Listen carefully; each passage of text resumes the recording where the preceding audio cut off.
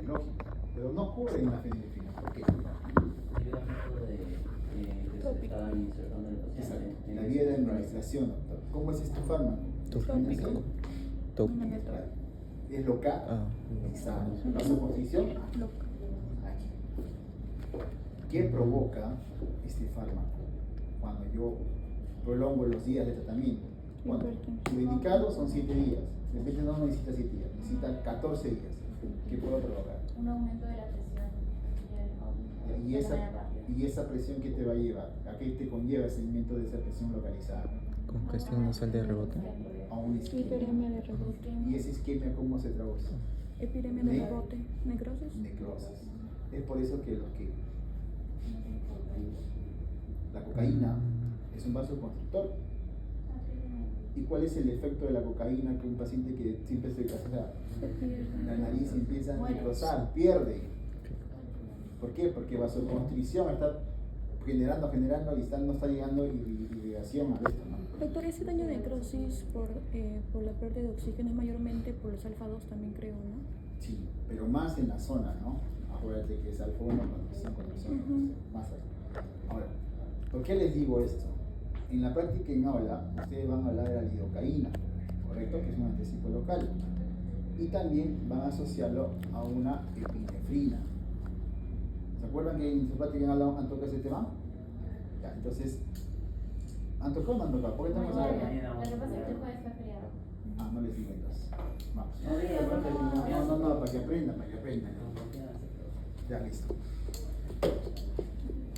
Yo les pondría mejor 2 casitos. Tú tienes un paciente que te llega a emergencia, ¿ya? Y te viene con un corte acá. Y otro paciente que te viene con un corte en el antebrazo. ¿Ya? Ambos. A los dos le indicas suturar. Doctor necesita sutura, Perfecto. ¿En cuál de ellos utilizas epinefrina? Con más lidocaína. ¿Aquí o aquí? ¿Y por qué? Acá, por el flujo sanguíneo y el flujo de irrigación. Las zonas periféricas. Y eso es lo que les meto por cacho a los internos que tengo. ¿Por qué? Se emocionan tanto en cirugía que quieren ya coser, eso es normal. Pero utilizan pues el fármaco que tiene epinefrina. ¿Qué causa el efecto de epinefrina? Va a hacer que la lidocaína no se vaya por vía sistémica, sino vasoconstricción, y va a hacer que sea localizado el efecto. O sea, va a hacer que sea perenne el efecto terapéutico de la lidocaína, que es analgésico. Se va a tenerlo. Pero si tú lo utilizas a nivel distal, vasoconstricción, ¿qué va a hacer esto? Acá las arterias tienen menos calibre, son delgaditas. Prácticamente vas a cortar el flujo. Media hora el paciente va a perder su dedo. Necrosis. Por eso, de aquí para adelante, mañana más nos vamos a encontrar tarde o temprano por ahí en una rotación. Me acuerdo de todas sus caritas. Todos me acuerdo. Entonces, si nos vamos a encontrar y vamos en el tópico de emergencia, ya saben qué utilizar. Ya, aquí sí, epinefrina, pero aquí no, distal no. ¿Ya? Muy bien. Entonces, estábamos con ese fármaco que causaba vasoconstricción a nivel localizado, ya, de las fosas nasales. Pero chicos, acá voy con la siguiente pregunta. Cuando tú tienes un tejido, vamos a poner ese tejido, y estos son tus receptores que están en tu tejido, ¿ya? Y tú le originas a ese tejido, presten atención, tú le originas a este tejido vasoconstricción, a la larga, ¿qué estás haciendo? Estás cortando el flujo indirectamente, pero ese retiro de flujo indirectamente va a ocasionar que se exacerbe un cuadro de inflamación, porque obviamente la célula se empieza a inflamar, ¿ya? Se libera cierto tipo de sustancias citoquinas inflamatorias, y eso es captado por tu tejido, y el tejido también tiene mecanismos de defensa, Entonces, ¿qué hace un tejido cuando se expone a la inflamación? ¿Qué hace? Simplemente los receptores se interiorizan. Por lo tanto, si había 3, va a quedar 1. Y a eso se llama desensibilización de receptores. Porque va a haber una disminución de tus receptores. Pero doctor, aumento la dosis. Por más dosis que tú pongas, ya vas a tener un solo receptor que lo vas a saturar y ya no va a ejercerlo. ese paciente se vuelve tolerable ese fármaco. No le hace efecto. Pierde eficacia. Exacto. Es lo que pasa prácticamente. Entonces, eso es lo que pasa. Entonces, yo le pregunto a usted, si esta contractibilidad, esto acá, esa vasoconstricción va a generar inflamación, y si tú al paciente no necesitas darle 5 días, necesitas prolongar el tratamiento, ¿con qué lo adicionas? Antihistamínicos. Antihistamínicos no. Corticoides. Antiinflamatorios. ¿Quién es el antiinflamatorio por excelencia? El potente corticoides. Y es por eso que ahora viene la fenilefrina con fluticasona, budesonida, que son corticoides inhalatorios en combinación. Para evitar justamente esto. ¿Ya? Muy bien. Y así otra. ¿Por qué la estimulación de receptores alfa-1 puede producir hipertensión arterial como efecto adverso? Es debido a su efecto vasoconstrictor generalizado que puede provocar un aumento rápido de la misma presión arterial. Muy bien. Ojo con esa pregunta. Y eso le felicito al alumno que llegó a entender, porque obviamente entiende la situación. Ahí está preguntándote por los receptores alfa-1 en la siguiente pregunta. No está preguntándote por el fármaco. Si te hubiera preguntado por el fármaco, ese no te va a generar presión elevada. ¿Por qué? Porque es localizado el fármaco. En cambio, pero ahí te habla sobre la excepción de los receptores alfa-1. Ahí sí estamos hablando de lo general. Ahí sí va a haber un aumento de la frecuencia cardíaca. Ahí sí va a haber un aumento de la presión arterial. ¿Ya? Muy bien, doctora. Continúe. ¿Qué consecuencias farmacodinámicas tiene el uso prolongado de los agonistas alfa-1 en la mucosa nasal? Bueno, su uso prolongado causa la vasoconstricción resistente y esto puede llegar a causar una isquemia local y también daño en el mismo epitelio nasal, dando resultado una rinitis medicamentosa. Medicamentosa. Perfecto, es prácticamente lo que estamos explicando. Y última. ¿Qué alternativas terapéuticas existen para evitar el efecto rebote de la fenilefrina? Creo que disminuir la dosis prolongada. Y esa es una, otra. ¿Qué le adicionas a tu fármaco? Adicionarle los corticoides. Corticoides. Ya, para evitar justamente esto. ¿Se puede utilizar otra solución como el cloruro de sodio? También. Doctor, también creo que es también por vía oral si le haces una descongestión, a menos que no tenga presión arterial no alta, pero Sí. También por vía oral también Podría. es una solución. Pero créeme que mejor sería la unificación. ¿Por qué? Vamos a hablar de formoterol. Ahí cuando vamos a hablar de formoterol vamos a hablar por qué la guía Gina y Gema, bueno, más que todo Gina, ¿no? Gina, que es la guía que todos los neumólogos se basan para el tratamiento de asma, recomiendan formoterol asociado a corticoides. Sí o sí con corticoides. ¿Un asmático aquí? ¿No? ¿No hay asmáticos? Lo voy a decir a otro grupo que se apasionen, porque en otro grupo que ha salido hay 3 asmáticos. ¿Ya? Entonces, antes que usaban solo salbutamol, no. Ahora tiene que ser, ya utilizas salbutamol, pero asociado con corticoides inhalados. Ya, ahorita esto vamos a hablar cuando veamos por motel. Bien. Alternativas. 1, A, 2, B, 3, C, 4. A. Listo. Hazla metildopa. Vamos. La primera, ¿cómo actúa la alfa-metildopa en el control de la presión arterial? La alfa-metildopa se va a convertir a metilnoradrenalina, Perfecto.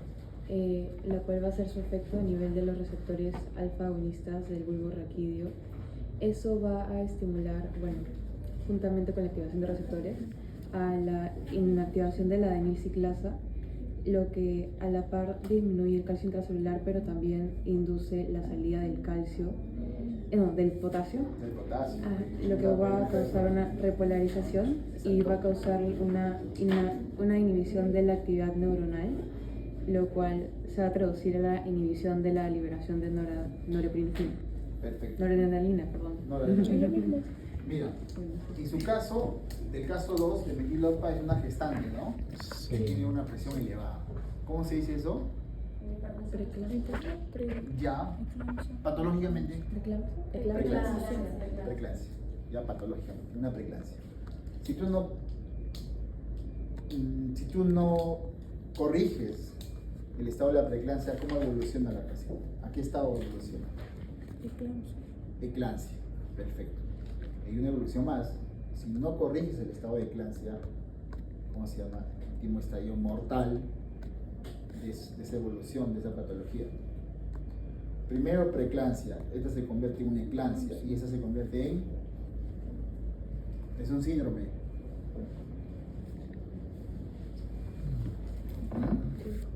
Después la eclampsia, ¿qué pasa? Preeclampsia, eclampsia, síndrome de... ayuda en inglés. Gen. Síndrome de Hell. Ese síndrome de Hell, chicos, es daño renal, daño hepático, daño cardíaco, daño por todos lados. La tasa de mortalidad materna es alta en un síndrome de Hell. Entonces, llegar hasta ese estado ya pues es porque el médico no hizo un buen diagnóstico, de repente no negligencia a la paciente, no le importó mucho los controles prenatales, que son muy importantes, ¿ya? Muy bien, entonces, ¿qué pasa? Hablando un poquito, recordando un poco sobre eclampsia. Eclampsia se define como convulsiones, ¿no? La madre convulsiona en un estado eclántico. ¿Y cuál es el anticonvulsivante de elección? Neuroprotector.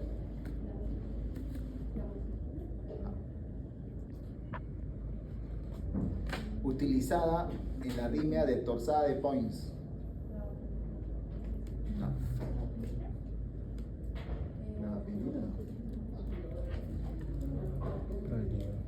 Anticonvulsivante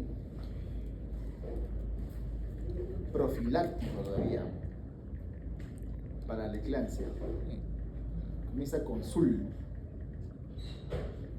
le sigue FA. No, Sulfato de magnesio. sulfato de magnesio. Muy bien. El sulfato de magnesio es un neuroprotector, es un estabilizador de las membranas. ¿Ya? Eso es el tratamiento de elección. Ustedes cuando van a ver, le van a recetar antihipertensivos más sulfato de magnesio. ¿Por qué? Porque te voy a decir, justo cuando estés rotando por gineco, sulfato de magnesio, ¿cuánto le han dado? ¿Por qué? Porque van a prevenir las convulsiones. Clínicamente la paciente cuando entra en un tratado preeclántico y ve escotomas, ve pues no sé, tinnitus y empieza, este paciente ya va a convulsionar. Entonces tienes que tener tu sulfato de magnesio a la mano.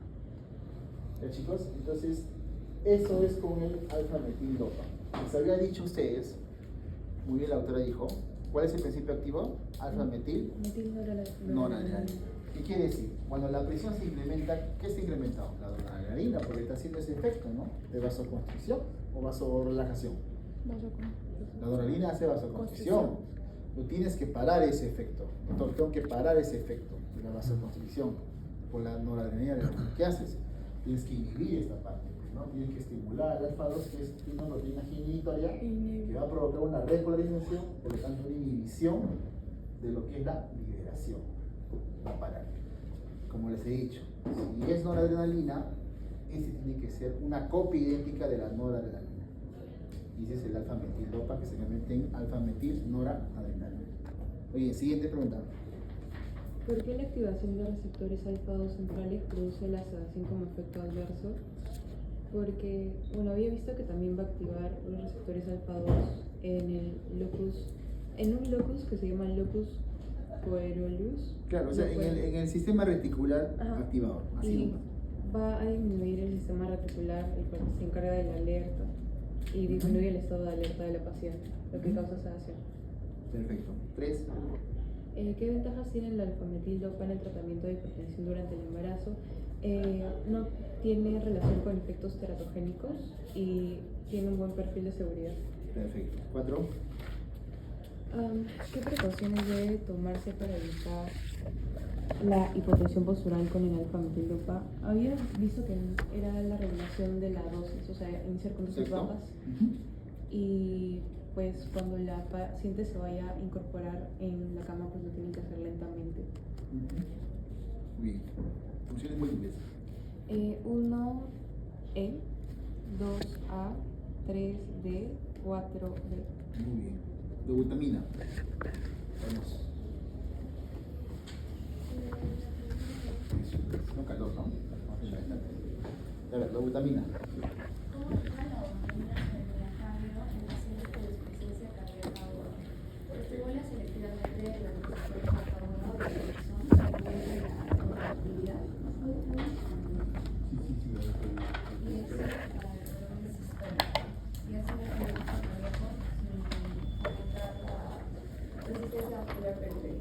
Doctora, una pregunta. ¿Qué pasa si es que estimulas a los receptores beta 1? Sobreestimulas a esos receptores. ¿Qué crees que pasa?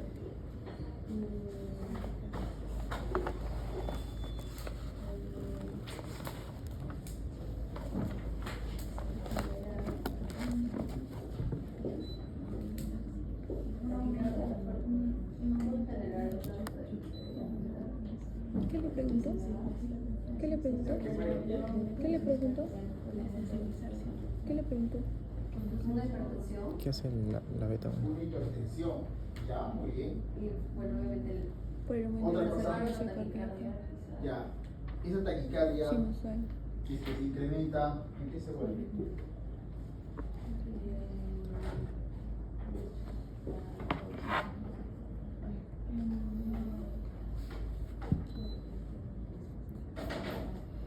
¿En qué se vuelve?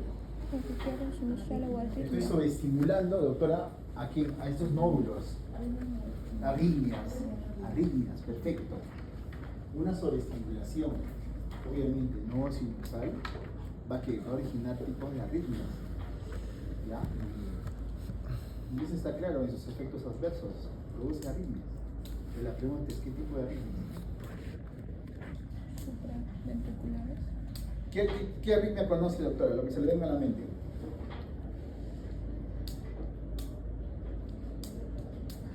Grupo. Todos. Cuando lleguemos a antiarrítmicos vamos a hablar de ese tipo de arritmias, ¿ya? Pero en lo general, les voy adelantando algo. Arritmias. Van a existir arritmias auriculares y arritmias ventriculares. Es lógico.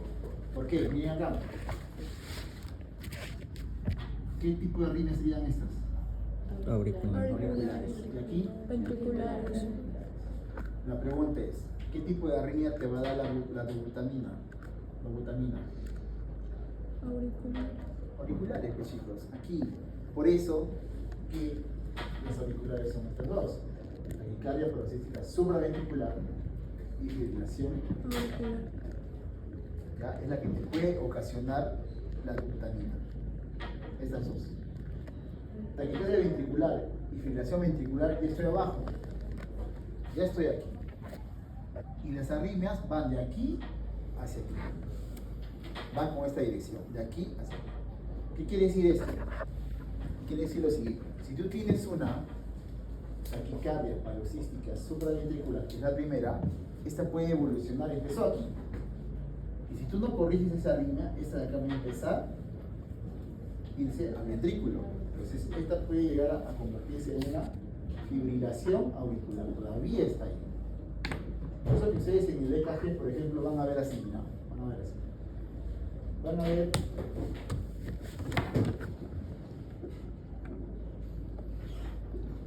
en una taquicardia paroxística supraventricular, esto van a ser RR constantes, iguales. Pero en una fibrilación auricular va a existir esto.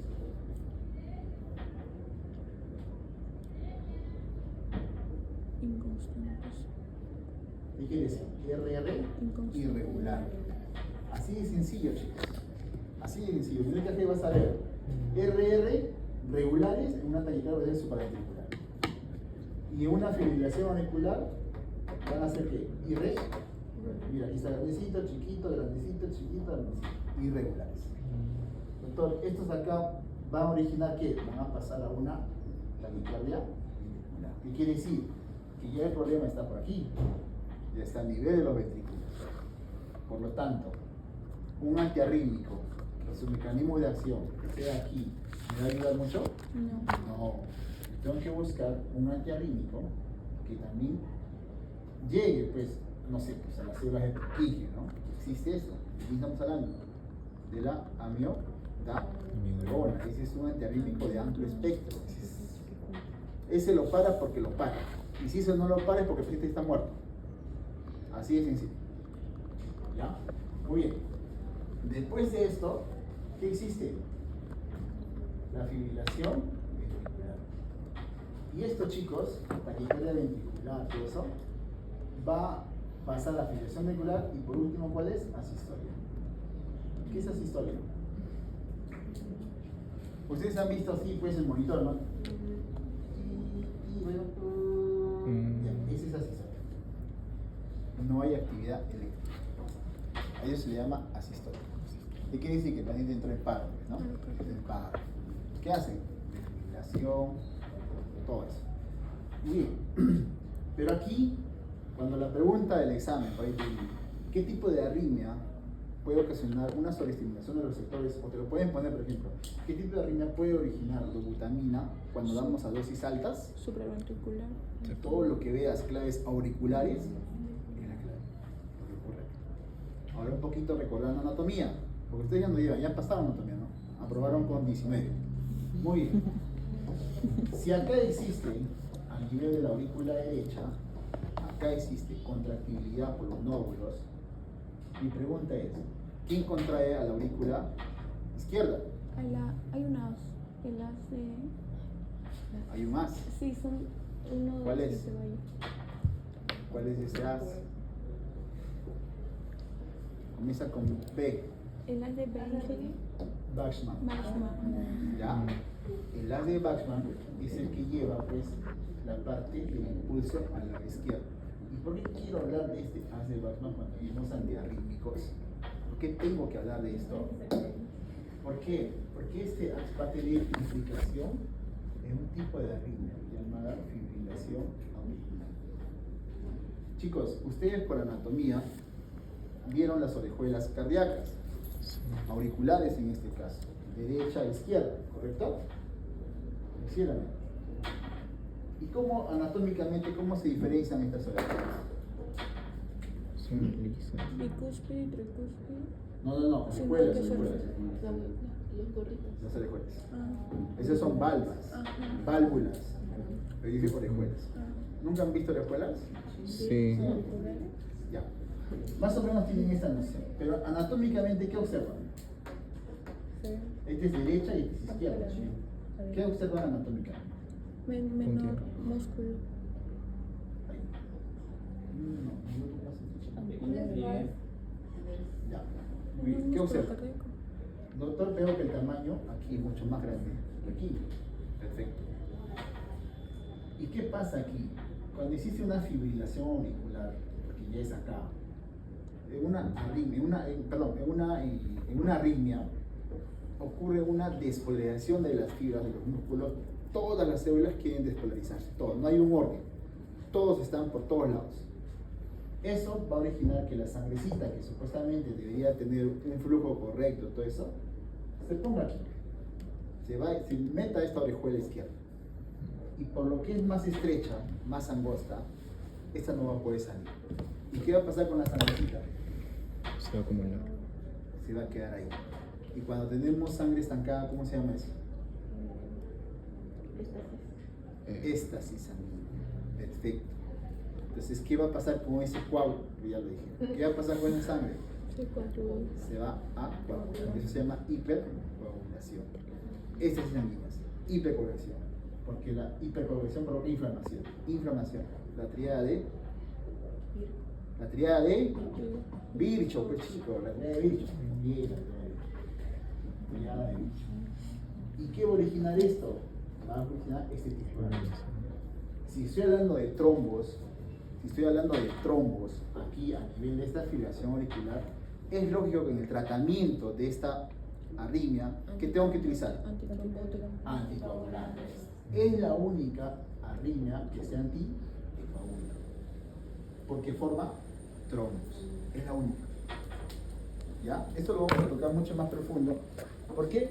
Porque vamos a hablar de algunas leyes que ocurren también justamente para el tema de anticoagulación. ¿Qué tipo de anticoagulantes se recomienda? Warfarina, heparina, enoxaparina, todas esas cosas que se llevan a conocer en pronto. ¿Ya? Muy bien. Entonces, sigamos. Pregunta 3, creo. También lo puede causar taquicardia con efecto adverso al lado, no es selectiva por beta 1, pero puede tener sensación de los receptores afectados, puede vasodilatar ligeramente y provocar una respuesta refleja del sistema simpático, que es aumentar la frecuencia cardíaca. En general, quizá una Doctora. De nuevo. Escuchen toda la doctora, escuchen. O sea, en sí la dopamina es como más selectiva beta 1. Perfecto, beta 1. Yo te escuché beta 2, te escuché dilatación. Yo te escuché así. Pero, Es muy selectiva beta 1, pero puede tener cierta acción también. Receptores beta 2 que pueden vasodilatar ligeramente. pero vasodilatación te va a llevar a la taquicardia. No es como solo, o sea, que sí puede llegar. Beta 1, a taquicardia. doctor, puede generar beta 1, exacerba este cuadro de beta 1, por lo tanto, la frecuencia cardíaca se debe elevar, por lo tanto, hay una taquicardia. Beta 2 no tiene nada que ver, doctor. ¿Sí? Ya, muy bien, sigamos. Si bien sí estimula, sí, pero su efecto no va a ser, o sea, una dilatación. O sea, todavía está con beta 1. Beta 1. Muy bien, continúe. ¿Qué diferencias farmacodinámicas existen? Porque la dobutamina, doctora, es selectivo, ojo con eso. ¿Selectivo para qué? Beta 1. No tiene que ver nada con beta 2. Sí, a 260. ¿Ya? Esa es selectividad. Muy bien, sigamos.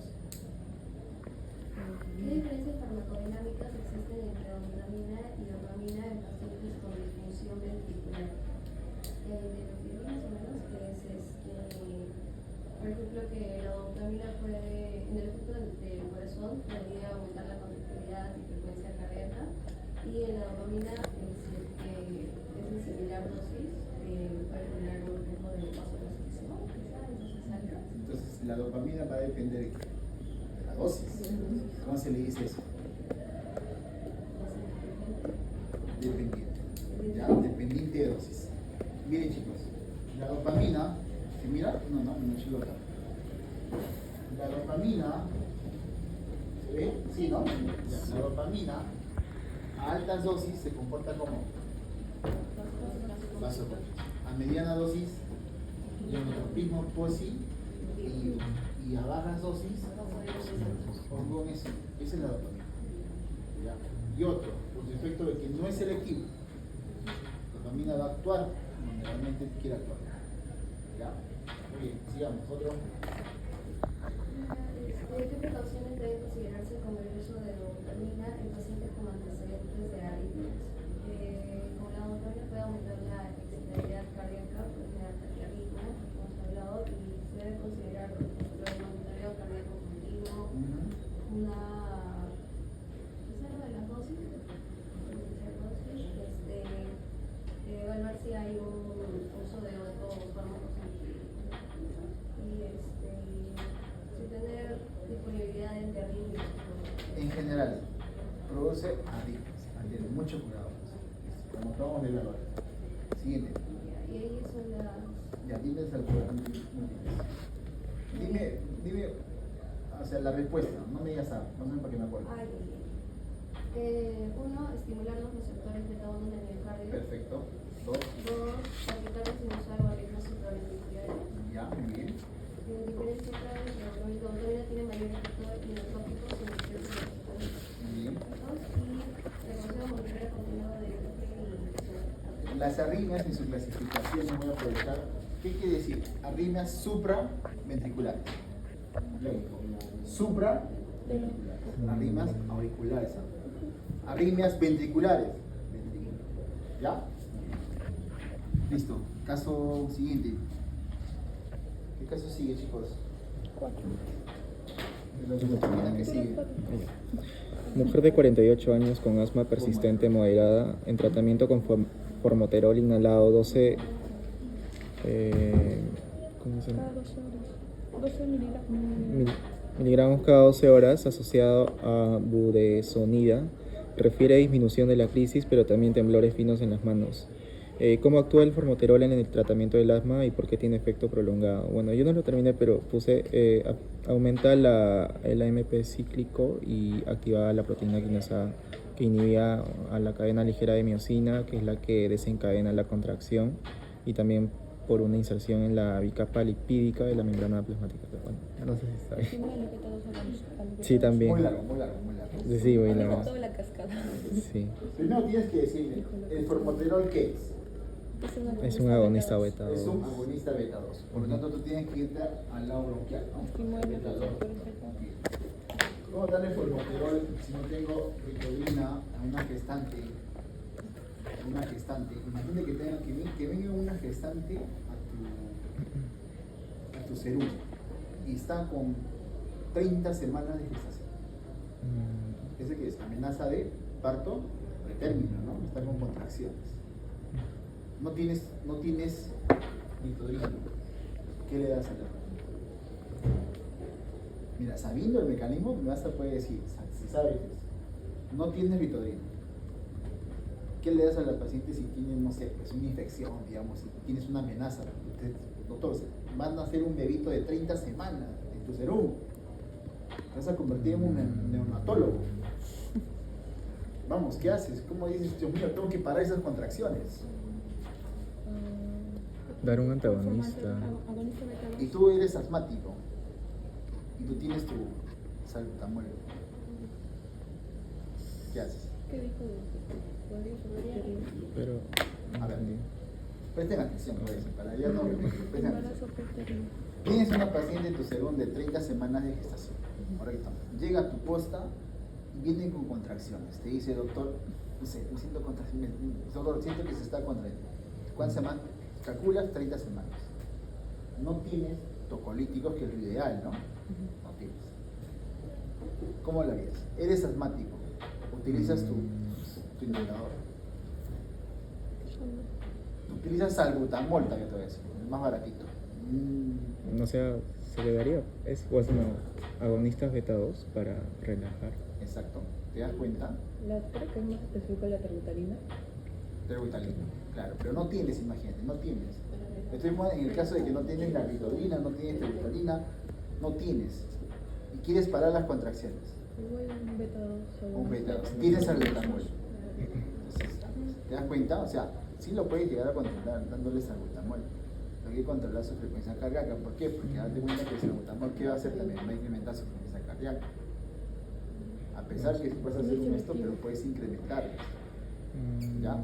Pero sí lo puedes bajar. Hasta que vaya, pues, no sé, tienes que referirla. Toda gestante se refiere siempre.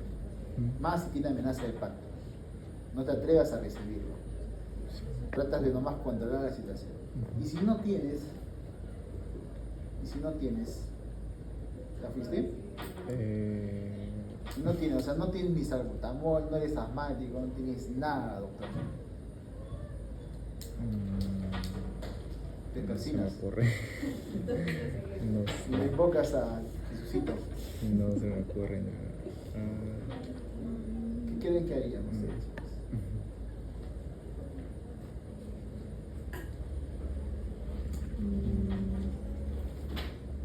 Ya me van a averiguar. Vale.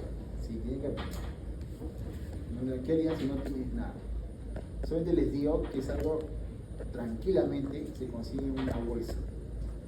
No, para que. No. Por ahí va el asunto. Ahí va el asunto. Para que Tiene que ver con inhale y CO2. exhale. Ya ustedes saben. Para que inhale. Vamos. Bueno. ¿Qué mecanismos explican el temblor como efecto adverso a los agonistas beta 2? Claro, ¿por qué? Musculatura esquelética, también beta 2. Existía la explicación, hay una estimulación de la musculatura esquelética. Por lo tanto, va a existir unos temblores. ¿Qué más? ¿Cuál es la diferencia farmacodinámica entre formoterol y salbutamol? A esto voy. Uno es SABA y el otro es LABA. ¿Cuál es SABA? Salbutamol de acción corta. Salbutamol, acción corta. ¿Cuál es LABA? La Formoterol. formoterol. ¿Cuál inicia rápido? ¿Cuál tiene un inicio rápido? El formoterol. ¿Y el salbutamol no? Ambos, creo. Ambos. Eso es la ventaja. Doctora, sí. Yo sé que está pensando ahorita en un caso asmático. Lo siento ahorita que está. Tienes un paciente, tienes tu salbutamol y tienes tu formoterol. Tienes un paciente asmático.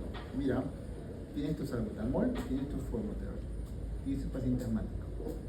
¿Cuál le darías? Está en una crisis asmática. Salbutamol. Pero posteriormente la cambiaría. ¿Pero por qué? ¿Porque actúa rápido? No concentrando. ¿Por qué elegiste salbutamol y no formoterol? Por el efecto corto. ¿Sabes por qué? Porque para controlar su crisis de este paciente vas a utilizar menos dosis de formoterol y más dosis de salbutamol. ¿Quién ganó entonces? ¿Quién te conviene? El formoterol. Pero los dos creo que en 5 minutos ejercían su efecto. Sí. Pero, O sea, los dos actúan rápido, doctor. Los dos actúan rápido. Es el único LABA que tiene ese mecanismo de inicio rápido igual que el salbutamol. El único. Pero la ventaja hay varias. 1, efecto prolongado. 2, menos dosis. Obviamente tú quieres menos dosis. ¿Por qué te conviene usar menos dosis? Porque si tú a tu paciente vas a incrementar dosis, ¿qué vas a ocasionar? toxicidad. De salbutamol, taquicardia, temblores, vas a secretar todo beta 2, doctor. ¿Te das cuenta? Entonces, ya queda descartado formoterol, pero lo malo ¿cuál es? Dependiendo, doctor. Si hay platita, formoterol. Si no hay platita, como la mayoría de los peruanos, salbutamol, hincha salbutamol. Es la verdad. Esa es nuestra realidad. ¿Ya? ¿Por qué? Tú le dices le recetas la formoterol más fluticasona. ¿Cuánto está? Exito nomás el spray, o sea, el dispositivo está algo de 180. ¿Cuánto es salbutamol con esto? 45. Mira la gran diferencia. Y el Estado te da salbutamol, no te va a dar formoterol. El salbutamol tiene más efectos adversos. Tiene más efectos adversos. ¿Ya? ¿Por qué? Porque necesitas más dosis de salbutamol. Y acuérdense que todo fármaco necesita más dosis para tener más efectos adversos. Muy bien, siga, doctor. ¿Qué precauciones deben tomarse con formoterol para evitar desensibilización de los receptores? Regalado. ¿Qué causa la desensibilización? ¿Por qué era? Por inflamación. ¿Qué recomiendas usar? Corticoides. Listo, siguiente. Bueno, ahí siguen las... Quítame la clave, no me digas la... O sea, léeme la clave. 1, estimular los receptores beta 2 en el Perfecto. músculo liso. 2, por estimulación de receptores beta 2 en el músculo esquelético. ¿Ya? 3, formoterol tiene inicio rápido y Te lo duradero. hizo rápido, ¿ya? Y 4, asociarlos a corticoides inhalados. Perfecto. Listo. Vamos chicos, los otros casos. ¿Qué sigue? ¿Qué fármaco sigue? Antagonistas. Antagonistas ahora. Acuérdense, ya hicimos todo lo que son agonistas. ¿Qué quiere decir? Que todo lo que hace el receptor. Ahora vamos a hablar de antagonistas. Vamos.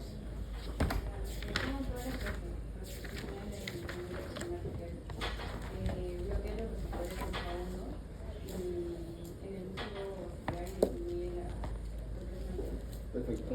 Dos. ¿Estás dando? Pues la fija.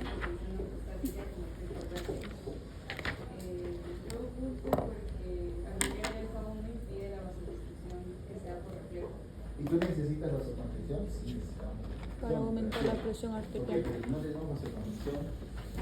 ¿Cómo crees que pasa nuestra sangre hacia el corazón? No habría un retorno venoso adecuado, hay una disminución del retorno venoso.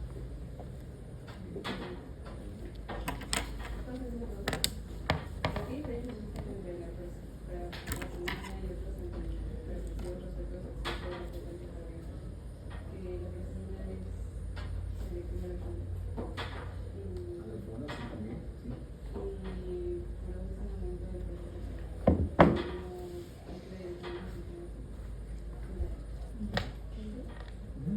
No hay que debe darse al paciente para evitar la situación de la primera dosis. Tomar la primera dosis con el otro, porque no hay cambio mucho en el cuerpo. Ya. Ujú. Las dos sí. Ya. Y evitar, no eso, evitar movimientos bruscos. Alternativas. Ah, Ah. Pero ¿qué es pues? Dígame, no sé. lo quiero resaltar es cada uno de los primerizos vascular con una vasodilatación. En la segunda sería C, que es hipotensión prostática. Muy bien. En la 3 es la A, iniciar con dosis bajas antes de dormir. Perfecto. Y la 4 es no produce taquicardia, reflejo. Muy bien. Siguiente caso, chicos. Te toca. Siguiente caso, vamos. Cuida dos. Ya. ¿Cómo actúa el atenolol sobre la presión arterial y la frecuencia cardíaca? Pues como va a inhibir al beta 1, lo que haría es disminuir pues el estímulo del nodo auricular, lo que disminuiría la frecuencia cardíaca y también la contracción del miocardio. Muy bien. La 2, ¿por qué el atenolol puede causar fatiga y frialdad en las extremidades como efectos adversos?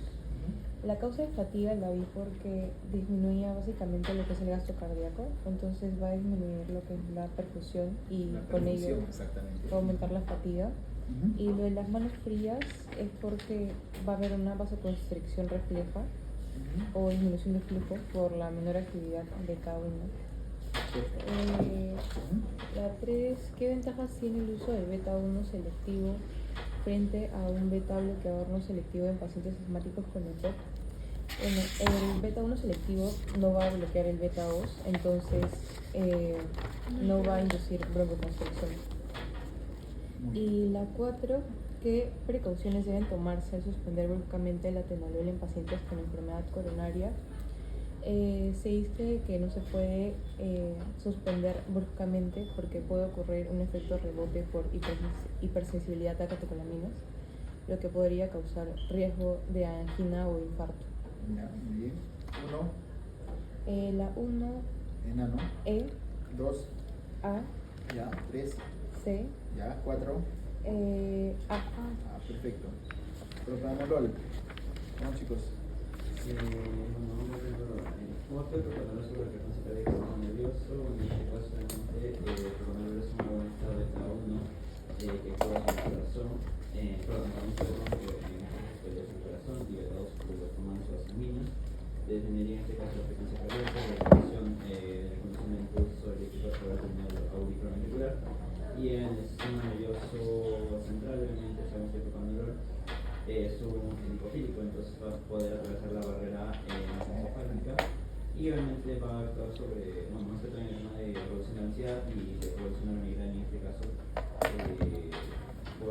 modulando obviamente la actividad vascular cerebral.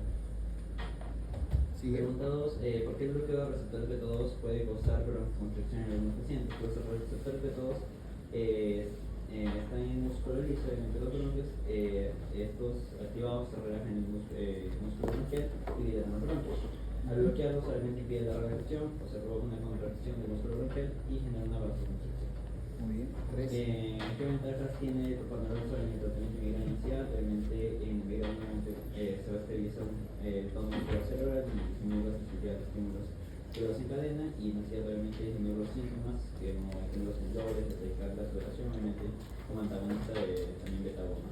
Muy bien. ¿Qué precauciones deben tomarse? No utilizar el propanolol en las enfermedades respiratorias, más que todo su uso o mantenerse al pendiente de los efectos que puede causar en el paciente, ya que esto puede generar espasmos graves. Ya, muy bien. Alternativas 1. 1. Nada de hacer A. A. 2. 2, C, C. 3. A, A. 4. C. C. Carvedilol, el último. Vamos.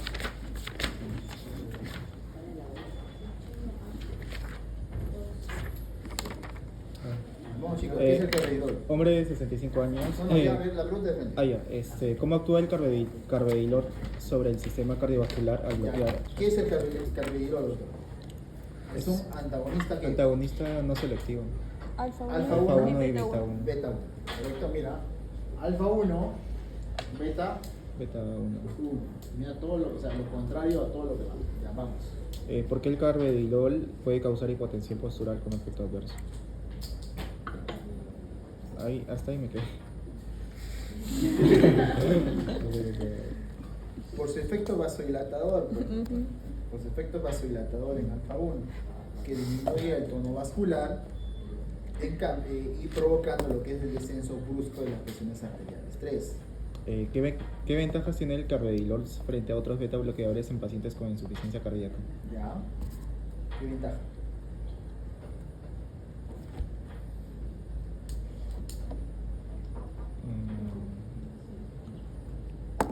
Mejora el flujo sanguíneo sin aumentar la frecuencia cardíaca. Muy Muy bien. ¿Por qué quieres que mejore el flujo sanguíneo? Porque aumenta la vasodilatación. Claro, pero un poco, o sea, es lo contrario, doctor. ¿Ya? Entonces, ¿qué va a decir? Va a mejorar lo que es la activación simpática, o sea, perdón, reduce la activación simpática y esto va a generar ¿qué? Una mejora en qué? En la función ventricular, ¿ya? Prolongando pues la supervivencia del paciente. Es por eso que este fármaco, chicos, es un cardioprotector, se dice. Es un cardioprotector, ese es lo que tenemos. ¿Ya? 4. ¿Qué cuidados deben considerarse al iniciar carvedilol para minimizar el riesgo de intolerancia al fármaco? Iniciar dosis Bajas. y aumentarlo Sigamente cada 2 semanas. Muy bien. 1, 1C, 2A, 3, Sí. 3 Sí. y 4A. 4A. Listo, chicos. Vamos a ver todos los números. ¿Qué te pasa, Boica? Vas a reír, en serio.